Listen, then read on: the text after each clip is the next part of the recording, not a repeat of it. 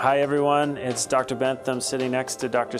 Faulkner, asking him some questions to get his perspective on chiropractic.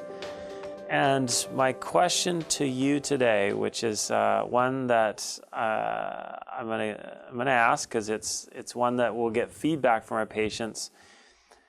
What is your thought about chiropractors recommending care or spinal health care for a lifetime?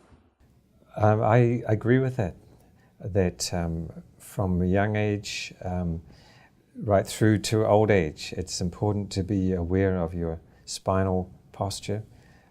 Spines change, health changes, and problems can creep up imperceptibly.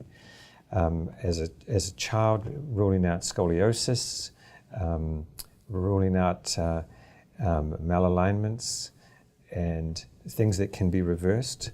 I know that my posture was bad as a teenager because I was carrying my heavy suitcase with all my books, and I have a scoliosis as a result. And I'm sure if I'd seen a chiropractor, they would have picked it up right away. Okay.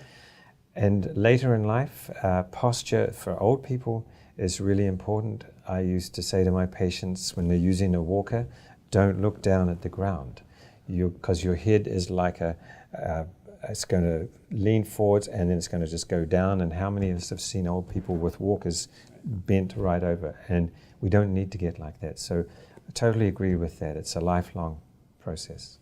So my follow-up question to this would be, how often should a patient, let's say they get their spine well, let's say they get out of the acute phase, they came in, they got some work done, now they're feeling much better. How often should they get checked? It's up to you. It's up to how your back is. It's up to your chiropractor, your family doctor. You're always assessing. It's like going to the dentist. How often do you go to the dentist? Yeah. But never say to yourself, well, I don't ever need to go again.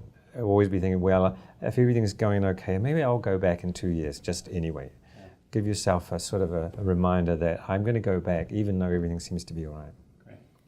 Well, thanks for answering that. That's a question that gets asked to me as a doctor often. It's nice to hear your perspective on that. Hopefully, we got more great questions for you and great answers to come. So thanks for tuning in.